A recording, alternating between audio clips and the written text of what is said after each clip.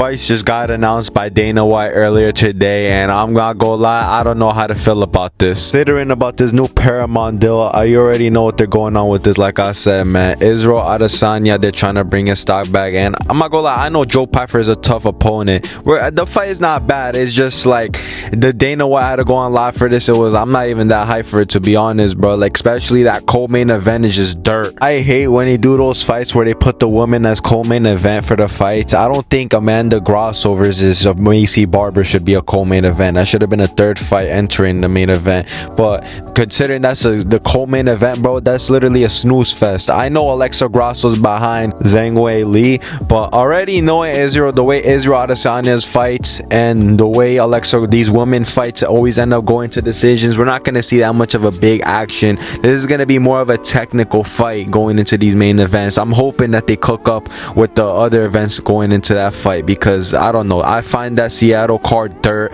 I don't even think that, I know a lot of people are probably going to be in comment sections like, oh, you're just a casual, you don't understand UFC, but bro, I know, like, what I'm seeing right now is looking a little scary in my personal opinion. I thought he was going to go in and announce UFC 327 main event, but he came in and announced a fight night in Israel Adesanya and Joe Pyfer. I'm not even that, I know Joe Pyfer just beat Abus Nurmagomedov, but Israel Adesanya, he got chinned, I know, but bruh, I just don't want to see that fight. I mean, I want to see that fight, but it's not worthy. I mean, it is a fight now, I can't even be complaining, but it's just that co-main event that's getting to me, bro. Like, I'm not gonna be entertained on that co-main event. I'm not gonna be there like, oh my gosh, Alexa Grasso's fighting Maycee Barber. Maycee Barber is, yeah, she's on a win streak, she is very dominant, she's very good right now. I feel like she might win that fight, but bro, like, you already know it's gonna go to a decision. It might be a crazy striking battle though, I ain't gonna lie, but I don't see that fight being that entertaining. We're not gonna be there, oh my god, that fight was so good.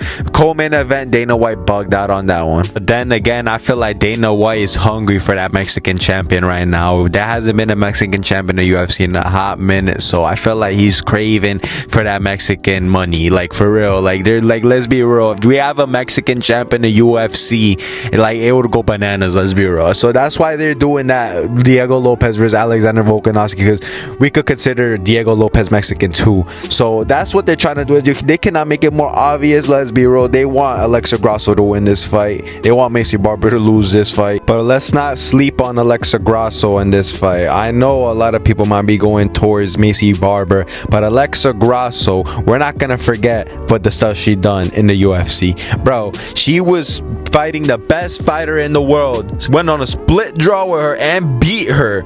She has beat Valentina Shevchenko, and that's pretty impressive considering the run that Valentina Shevchenko been on, especially after that last win against Zhang Weili, which made her stock go even more. And now I feel like this makes Alexa Grasso look a little bit more, because considering in the beginning of her career it was kind of in and out, but now definitely those wins are evolving on her and it's making her look good. So I'm not gonna lie, I'm not gonna sleep on Alexa Grasso. Me, if I was a parlay guy, I wouldn't even put on that fight, bro. That fight, the only thing I'm putting on that for a lock is definitely a decision. I know that fight is definitely going decision. I don't expect anybody to get finished in that fight, but don't be surprised, dude, because these women fights were so unexpected.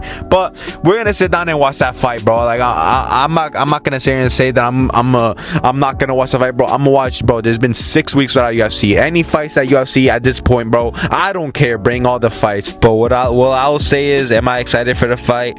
Nah, not really. But don't be surprised if Alexander freaking Grasso, I was about to say, the Alexa Grasso gets probably a crazy win over Maycee Barber, or it goes to a decision. But my final prediction for this trash fight is Alexa Grasso by unanimous decision. Israel Adesanya versus Joe Pyfer. Let me just say what I've been thinking. I think a lot of y'all starting to forget who Israel Adesanya is. I know his last 2 fights were unimpressive and it made him look bad, but this is Joe Pyfer. I know he's on a streak. He did beat Kevin Gastelum and he also beat Abus Magomedov. I understand that, but bruh, this is a different level of competition that he's stepping in with. He's stepping in with a veteran. We've seen what happened when these up and coming prospects step up with veterans and they end up learning in that fight. So what I'm expecting to see in this fight is Israel Adesanya is gonna school Joe Pyfer to a unanimous decision, outstrike him, use his kicks, keep the distance, and show Joe Pyfer that this is real kickboxing. And I think Joe Pyfer is gonna shoot for takedowns, and then Israel Adesanya is gonna show all of us in this fight that he improved his takedown defense. And then it's gonna be such a big thing that we're gonna probably put Israel Adesanya in the title shot contention, in the title contentions. That's what I feel like is gonna happen for this fight. I know, because this Paramount deal, it's just so readable. I already see where they're going with this. I know Dana White is begging, is hoping and praying that Israel Adesanya wins this fight, and I personally think Israel Adesanya gets it done easily. But if Izzy doesn't get this done, I think he should just hang up the gloves and retire, because if he can't go past Joe Pyfer, he's gonna have to go down in competition, because Joe Pyfer is he's good, but you know, if you can't beat a Joe Pyfer, you're gonna have to get into fights like an Abus Magomedov, fights that people don't really care, low names. Joe Pyfer is already kind of a low name itself. I remember when he announced that fight, I was like, oh, I kind of wanted to hear a big name, but when I heard Joe Pyfer main event fight night, I wasn't that impressed. But realistically, this is a good competition for Izzy, and it's a good competition for Joe Pyfer. Joe Pyfer definitely deserves it, because we've seen what he did his last two fights. It's definitely a fight that I do want to see, because what if Joe Pyfer ends up beating Israel Adesanya? We might not see Izzy. And what if Izzy goes back and shows that he improved himself everywhere? And you know, there's a lot of things that could happen between this fight. Either retirement, or Dana White is gonna suck off Israel Adesanya and give him a title shot. And don't be surprised if Israel Adesanya wins this fight, and that's what we're gonna be looking at. Maybe we might give Izzy one more fight, maybe a rematch against Dricus, and then put him up against title shot if he beats Dricus. But you already know, man, they want Hamza Chimaev's stock to go up too. Hamza Chimaev wants the money fights. Israel Adesanya is the money man right here. If he gets into the fight, everybody wants to watch Izzy fight. It's crazy, but I don't see the hype right now with Izzy. I don't see it too much, man. He's not gonna go into crazy like before. I don't think he's gonna take risk anymore. He's just gonna try to be technical and just win fights, because he does not want to lose another fight.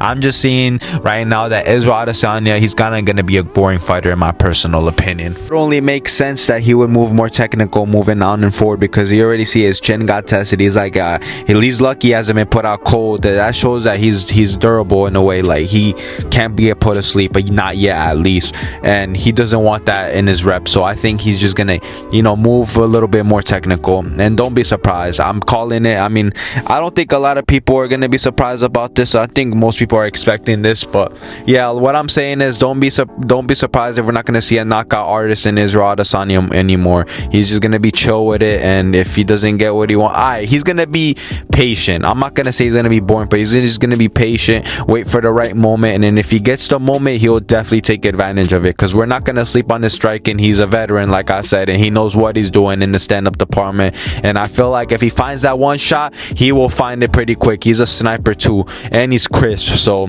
yup, I think Israel Adesanya, he's gonna get this done, and he's gonna win over a unanimous decision. I think he's gonna make a brilliant comeback, and then that post-fight press conference, whatever, is gonna be amazing once he wins. This card is not looking too good too, but we're gonna see what y'all think in the comment sections about this. I give this card so far a freaking 5 out of 10, because that co-main event, and maybe that Joe Pyfer name, like, he deserves it, so I can't even complain about that name right there. But just that co-main event, bro. Let me know what you guys think, man. I love y'all. Like, comment, subscribe. Peace.